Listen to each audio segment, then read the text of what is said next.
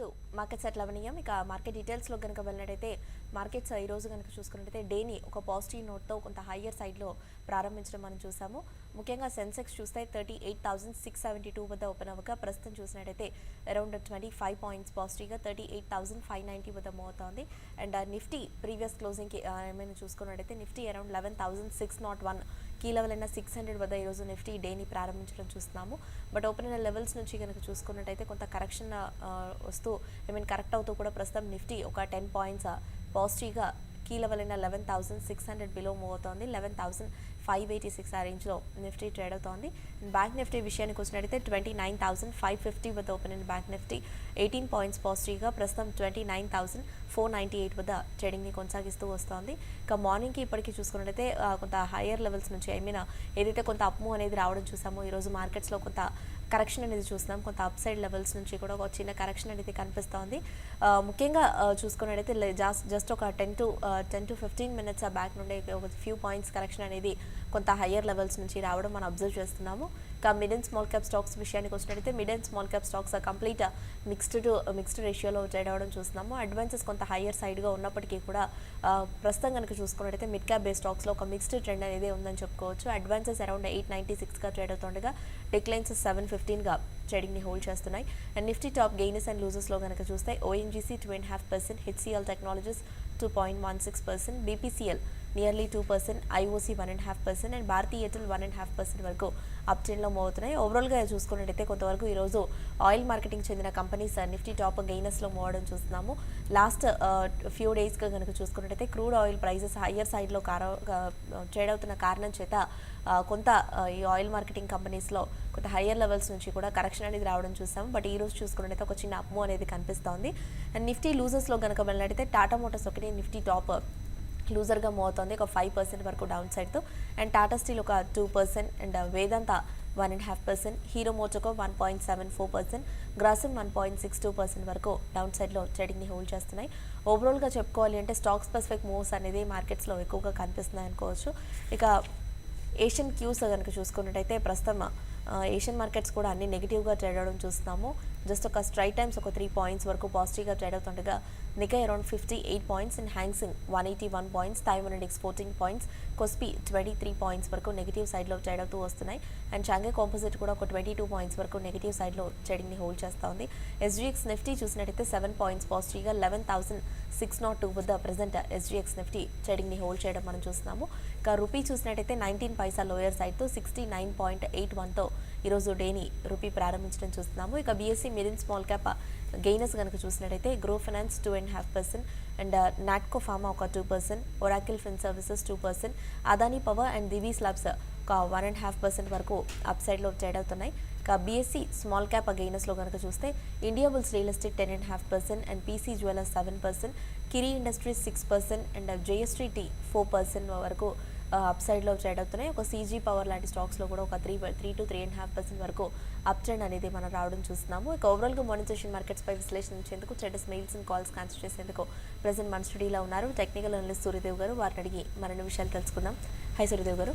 అండి markets trend కనుక చూసుకున్నట్టయితే ఈరోజు కూడా సేమ్ నిన్నటి ట్రెండ్ మాదిరిగానే ఈరోజు డేని కొంత పాజిటివ్ నోట్తో కొంత హయ్యర్ సైడ్లో ప్రారంభించినప్పటికీ మార్కెట్స్ ఓపెన్ అయిన కాసేపటికే కూడా ఫ్యూ పాయింట్స్ కొంత హయ్యర్ లెవెల్స్ నుంచి ఓపెన్ అయిన లెవెల్స్ నుంచి కరెక్షన్ అనేది రావడం చూస్తున్నాము. జస్ట్ ఒక 10 to 15 మినిట్స్ బ్యాక్ నుండి కనుక చూసుకున్నట్టయితే మార్కెట్స్ కొంత హయ్యర్ లెవెల్స్ నుంచి బాగా కరెక్షన్ అనేది రావడం చూస్తున్నాము. అబ్సల్యూట్ ఫ్లాట్గా మార్కెట్స్ మూవ్ అవుతున్నాయని చెప్పుకోవచ్చు. సెక్టర్స్ పరంగా కానీ స్టాక్స్ పరంగా కూడా చూసుకున్నట్టయితే కొంతవరకు స్టాక్ స్పెసిఫిక్ మూవ్స్ అనేది ఎక్కువగా చూస్తున్నాము. ఇంకా వాలటాలిటీ అనేది మార్కెట్స్లో కొనసాగుతున్నట్టు కూడా కనిపిస్తోంది. సో మార్కెట్స్లో మీరు ఎలాంటి ట్రెండ్ని నోట్ చేస్తున్నారు? ఓవరాల్గా ఈ రోజు పరంగా చూసుకున్నట్టయితే మార్కెట్స్ ఎలా ట్రేడ్ అవ్వచ్చుంటారు? సో నిన్న కూడా చెప్పుకోవడం జరిగింది 11,570 దగ్గర ఇంకా ఇంపార్టెంట్ సపోర్ట్ అన్నది నిఫ్టీకి ఉన్నదని. సో నిన్న ఇంట్రాడేలో ఆ సపోర్ట్ని ఒకసారి బ్రేక్ డౌన్ చేసినప్పటికీ ఆ సపోర్ట్ దగ్గరే క్లోజ్ అవ్వడం చూస్తున్నాం. కాకపోతే ఈరోజు ఓపెనింగ్ ప్యాటర్న్ కనుక గమనించినట్టయితే ఆ సపోర్ట్ పైన ఓపెన్ అవ్వడం ఒక చిన్న బౌన్స్ వచ్చినప్పటికీ ఆ బౌన్స్ హయ్యర్ లెవెల్స్లో సస్టైన్ అవ్వలేకపోతుంది. కాబట్టి ఈరోజు మళ్ళీ 11,570 సపోర్ట్ని ఒకసారి బ్రేక్ డౌన్ చేసే అవకాశాలు ఉన్నాయి. సో అది ఓవరాల్గా లాస్ట్ 20 డేస్గా ఉన్న ఇంపార్టెంట్ సపోర్ట్ కాబట్టి ఆ సపోర్ట్ కనుక ఇంట్రాడేలో బ్రేక్ డౌన్ అయితే కనుక నెక్స్ట్ 11,520 11,400 వరకు మా నిఫ్టీలో ఫాల్ అనేది వచ్చే అవకాశాలు ఉంటాయి. సో 11,400 ఈ రోజు వస్తుందని కాదు, ఓవరాల్గా ట్రెండ్ అటువైపుగా వెళ్ళే అవకాశాలు ఉంటాయి. మన 11,570 బ్రేక్ డౌన్ అయింది అంటే కనుక వీక్నెస్లోకి ఎంటర్ అయినట్టే. అదేవిధంగా బ్యాంక్ నిఫ్టీ విషయానికి వస్తే నిన్ననే బ్యాంక్ నిఫ్టీ ఇంపార్టెంట్ సపోర్ట్ని ఒకసారి బ్రేక్ డౌన్ చేయడం చూసాం 29,600ని. అది ఈరోజు 29,200 29,170 వరకు డిప్ అనేది వచ్చే అవకాశాలు ఉంటాయండి. నెక్స్ట్ సపోర్ట్ అక్కడ కనిపిస్తూ ఉంది బ్యాంక్ నిఫ్టీకి. కాబట్టి ఓవరాల్గా ఈ రోజు కూడా మార్కెట్స్లో ఈ సెల్లింగ్ ప్రెజర్ అనేది కొనసాగడానికి ఎక్కువ అవకాశాలు ఉన్నాయి. సో మనకు వొలాటిలిటీ ఇండెక్స్ గమనించిన అది ఇప్పటికీ 24 పాయింట్స్ దగ్గరలో ట్రేడ్ అవ్వడం చూస్తున్నాం. కాబట్టి నా ఉద్దేశంలో ఏ చిన్న బౌన్స్ వచ్చినప్పటికీ అది సెల్లింగ్ ఆపర్చునిటీగానే తీసుకోవాలి తప్ప మళ్ళీ ఇక్కడ నుంచి మార్కెట్స్ రీబౌండ్ అయ్యి మళ్ళీ ఆల్ టైమ్ హైని బ్రేక్అవుట్ చేసే దిశగా వెళ్తుందని అయితే కనిపించట్లేదు. కాబట్టి లాంగ్ పొజిషన్స్గా ఉన్న వాళ్ళు వీలైనంత వరకు స్టాప్ లాస్ అయినా మెయింటైన్ చేసుకోవాలి. Almost short time point of వ్యూలో లాంగ్స్ బిల్డప్ చేసుకుంటే మాత్రం ఒక్కసారి ఈ లెవెల్లో ప్రాఫిట్ బుక్ చేసుకోమని చెప్తాను. సో ఒక్కసారి మార్కెట్లో 11,570 కనుక బ్రేక్ డౌన్ అయితే అక్కడ నుంచి షార్ప్ సెల్లింగ్ అనేది వచ్చే అవకాశాలు ఉంటాయి. కాబట్టి అంత ఫాస్ట్గా ట్రేడర్స్ రియాక్ట్ అవ్వలేకపోవచ్చు. కాబట్టి స్టాప్ లాస్ అనేది ఖచ్చితంగా మెయింటైన్ చేసుకోమని చెప్తాను. ఈరోజు mid cap and small cap రెండు సెక్టర్స్లో కూడా వీక్నెస్ అనేది కనిపిస్తుంది. మార్కెట్లో ఓపెనింగ్లో నిఫ్టీ పాజిటివ్గా ఉన్నప్పటికీ ఈ మిడ్ క్యాప్ అండ్ స్మాల్ క్యాప్లో మాత్రం వీక్నెస్ కొనసాగుతూనే ఉంది. అది ఈరోజు ఇంకా కొనసాగడానికి ఛాన్సెస్ ఉన్నాయి. అదేవిధంగా ఆటో స్టాక్స్ కానీ ఎఫ్ఎంసీజీ నెక్స్ట్ మెటల్ ఈ సెక్టార్స్లో కూడా వీక్నెస్ అనేది ఇంకా కొనసాగడానికి ఛాన్సెస్ ఉన్నాయి. సో ఓవరాల్గా ఆల్ బ్రాడ్ బేస్డ్ సెల్లింగ్ అనేది వచ్చే అవకాశాలు ఉన్నాయి. కాబట్టి జాగ్రత్తగా ఉండాల్సిన సమయం అనే చెప్తాను. ఓకే అండి, కాలర్స్ వెయిట్ చేస్తున్నారు. కాల్స్ తీసుకుందాం. ఫస్ట్ కాలర్ ఉన్నారు హైదరాబాద్ నుండి భరత్. హలో. యా చెప్పండి Bharat.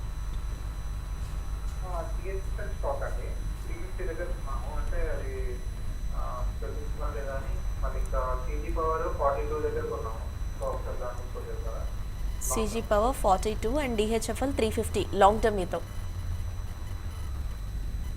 Okay. CG Power 42 DHFL 350 long టర్మ్కి అడుగుతున్నారు. సరే, DHFL గురించి మనకు తెలిసిందే, ఇంకా దాంట్లో కొత్తగా చెప్పాల్సింది ఏం లేదు. మళ్ళీ మీ బయింగ్ ప్రైస్ రావాలి అంటే కనుక మీరు వెయిట్ చేయాల్సి ఉంటుందండి. ఆల్మోస్ట్ ఒక రీబౌండ్ వస్తే మీ బయింగ్ ప్రైస్ వచ్చే ఛాన్సెస్ ఉంటాయి. కాకపోతే అది ఇమ్మీడియట్గా రాకపోవచ్చు. సో మార్కెట్ ఇప్పుడిప్పుడే నెగటివ్ సెంటిమెంట్లోకి మారుతుంది కాబట్టి ఇమ్మీడియట్గా బౌన్స్ రాకపోవచ్చు. మీరు 1-2 years మీరు కంటిన్యూ చేయాల్సి ఉంటుంది మీ బయింగ్ ప్రైస్ రావాలి అంటే కనుక. మీరు ఒక పని చేయాలనుకుంటే డిప్లో మళ్ళీ ఒకసారి 100 రూపీస్ కానీ 70 రూపీస్ ఆ మధ్యలో వచ్చినప్పుడు కొద్దిగా యావరేజ్ చేయడానికి ప్రయత్నం చేయండి. అక్కడ నుంచి రీబౌండ్ అయితే మీకు బయింగ్ యావరేజ్ అనేది తగ్గుతుంది. సో షార్ట్ టైంలో మాత్రం కొద్దిగా వీక్గానే ట్రేడ్ అయ్యే అవకాశాలు ఉంటాయి DHFLలో. CG పవర్ మీరు 42 దగ్గరలో లాంగ్స్ బిల్డప్ చేసుకున్నా అంటే రీసెంట్ టాప్ కూడా ఆల్మోస్ట్ 45 దగ్గరలో కనిపిస్తుంది. కాబట్టి లాంగ్ టర్మ్ పాయింట్ ఆఫ్ వ్యూలో అయితే మీరు క్యారీ ఫార్వర్డ్ చేసుకోవచ్చు. సో షార్ట్ టైంలో మాత్రం ఇది మళ్ళీ ఒకసారి ఒక రేంజ్ బౌండ్ మూమెంటం కొనసాగడానికి ఛాన్సెస్ ఉంటాయి.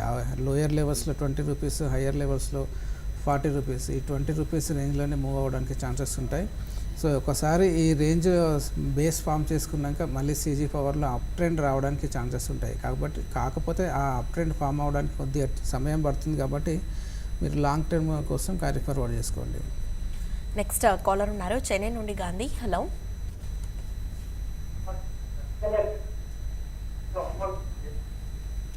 గాంధీ మీ వాయిస్ బ్రేక్ అవుతోంది, స్టాక్ మళ్ళీ చెప్పండి.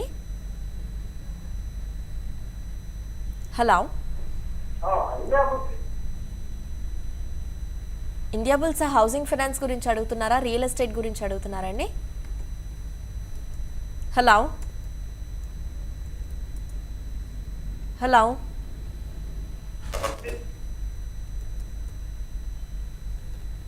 మీ వాయిస్ మాకు వినిపించట్లేదండి. ఏ స్టాక్ గురించి తెలుసుకోవాలనుకుంటున్నారు ఇంతకీ? హలో. ఓకే అండి, కాల్ డ్రాప్ అయినట్టుంది. అండ్ ముఖ్యంగా కనుక చూసుకున్నట్టయితే సూర్యదేవ్ గారు, ఓవరాల్గా ఈరోజు ప్రస్తుతం నిఫ్టీ టాప్ గెయినర్లో ట్రేడ్ అవుతున్న స్టాక్లో కనుక చూసుకున్నట్టయితే ఓఎన్జీసీ ఒకటి ఈరోజు నిఫ్టీ టాప్ గెయినర్గా మూవ్ అవడం చూస్తున్నాము. అరౌండ్ ఒక 2.5% వరకు అప్ మూవ్తో ఈ స్టాక్ ట్రేడ్ అవుతూ వస్తుంది. ఇది ఎప్పుడు మనం అబ్జర్వ్ చేస్తూనే ఉంటాం. ఇది కొంత రేంజ్ బౌండ్లో మూవ్ అవుతూ ఉండే స్టాక్ కూడా. సో ఇది కనుక చూసుకున్నట్టయితే ఈ లెవెల్స్ నుంచి కనుక చూసుకున్నట్టయితే ఇది అప్ సైడ్ ఎంతవరకు వెళ్ళే అవకాశం ఉందంటారు? లేదా రెసిస్టెన్స్ పరంగా కూడా చూసుకున్నట్టయితే ఎక్కడ ఫేస్ చేసే ఛాన్స్ ఉందంటారు?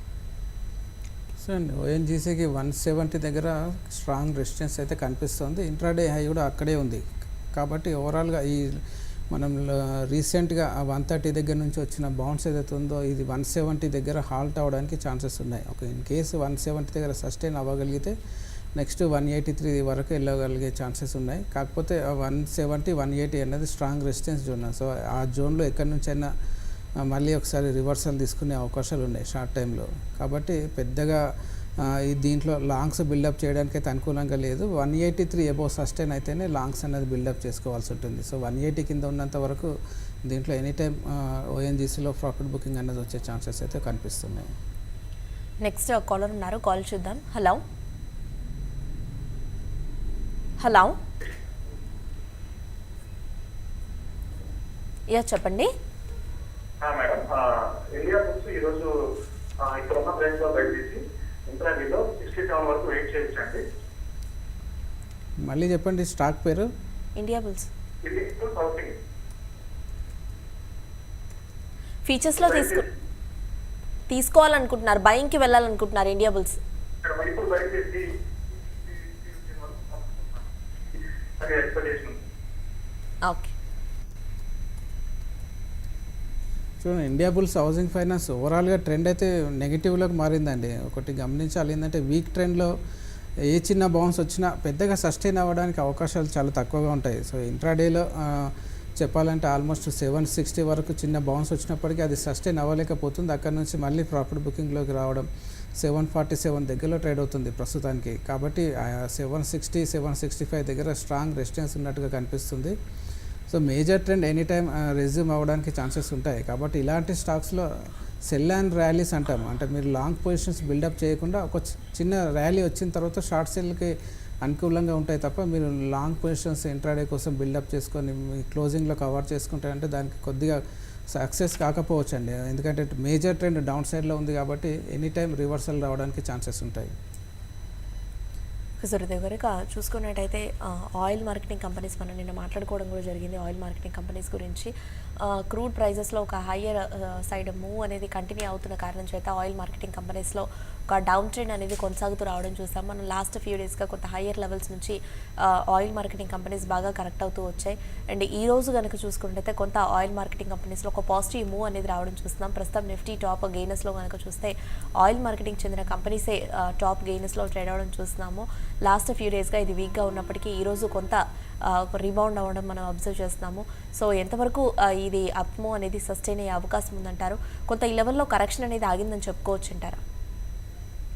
కరెక్షన్ ఆగిందని చెప్పలేము. కాకపోతే ఇలాంటి మేజర్గా ఒక బేర్ మార్కెట్లో అని చెప్పుకోవచ్చు. అంటే మనకి బీపీసీఎల్ విషయానికి వస్తే 400 దగ్గర నుంచి కంటిన్యూస్గా డౌన్ఫాల్ చూస్తున్నాం. కాబట్టి ఇలాంటి ఫాల్లో చిన్న చిన్న కౌంటర్ బౌన్సెస్ అనేది వస్తుంటాయి. కాకపోతే ఆ బౌన్స్ వచ్చినంత మాత్రాన్ని ఇంకా మేజర్ ట్రెండ్ అప్లోకి మారిందని చెప్పలేము. సో అలాంటి బౌన్సెస్ వచ్చినప్పుడు సెల్ అండ్ ర్యాలీగానే యూజ్ చేసుకోవాలి ఆ బౌన్స్ని తప్ప లాంగ్ పొజిషన్స్ బిల్డప్ చేయడానికి ఇంకా అనుకూలంగా లేదు. ఎందుకంటే బీపీసీఎల్ కానీ హెచ్పిసిఎల్, ఐఓసి రీసెంట్గా ఇంపార్టెంట్ సపోర్ట్స్ని బ్రేక్ డౌన్ చేసి డౌన్ సైడ్ మూవ్ అయ్యాయి. కాబట్టి ఆ సపోర్ట్స్ కింద ఉన్నంత వరకు ఆ స్టాక్స్లో వీక్నెస్ అనేది కొనసాగడానికి ఎక్కువ అవకాశాలు ఉంటాయి. సో ఇలాంటి చిన్న చిన్న బౌన్సెస్ వచ్చినప్పుడు ట్రేడర్స్ షార్ట్ సెల్లింగ్కి అనుకూలంగా ట్రేడ్ చేయడమే ఒక బెటర్ స్ట్రాటజీ అని చెప్పొచ్చు.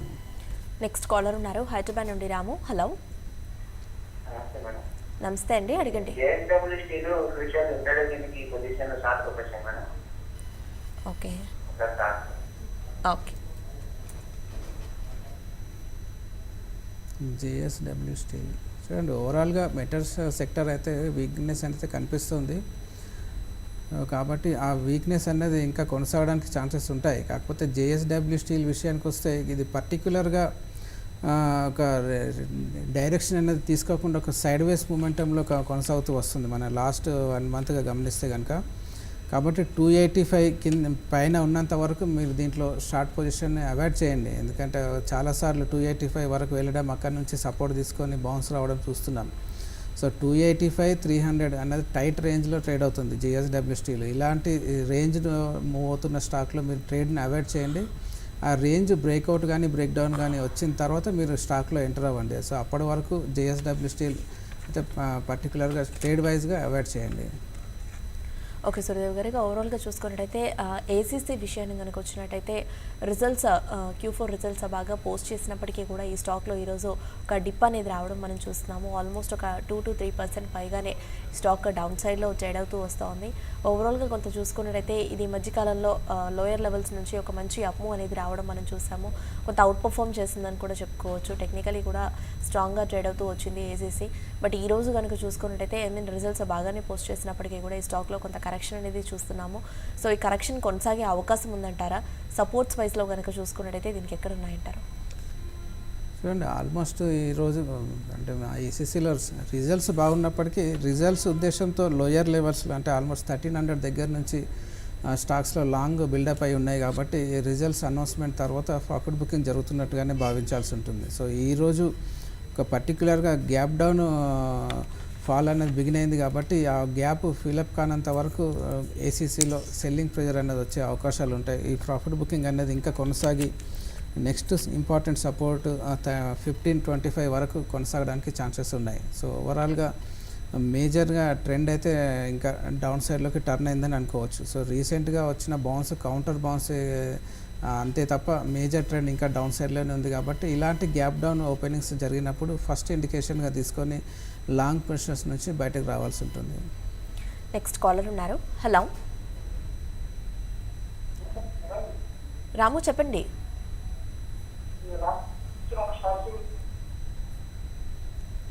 అడగండి. Okay, Koramandalam finance and SBI. Okay, Cholamandalam finance అంటే ఈ స్టాక్స్లో పొజిషన్స్లో ఉన్నారా లేకపోతే తీసుకోవాలనుకుంటున్నారా?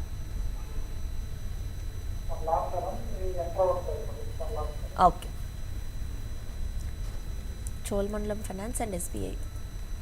చోళమండలం ఫైనాన్స్ మీరు లాంగ్ టర్మ్ ఉద్దేశం ఉంటే కనుక ఈ రేట్లో కాకుండా కొద్దిగా డిప్ వచ్చే వరకు వెయిట్ చేసి మీరు ఆ డిప్లో అంటే 1100, 1000 ఆ జోన్ మధ్యలో మీరు అక్యుములేషన్ చేసుకోండి. సో ప్రజెంట్ రీసెంట్గా 1100 దగ్గర నుంచి షార్ప్గా ర్యాలీ వచ్చింది కాబట్టి కొద్దిగా ప్రాఫిట్ బుకింగ్ రావడానికి ఎక్కువ అవకాశాలు ఉంటాయి. సో మీరు ఈ రేంజ్లో లాంగ్ టర్మ్ కోసము మీరు లాంగ్స్ బిల్డప్ చేస్తే మీకు పెద్దగా ఉపయోగం ఉండకపోవచ్చు. కాబట్టి ఒక డిప్ వచ్చే వరకు వెయిట్ చేయండి. 1100, 1000 మధ్యలో అక్యుములేషన్ చేసుకోండి చోళమండలం ఫైనాన్స్.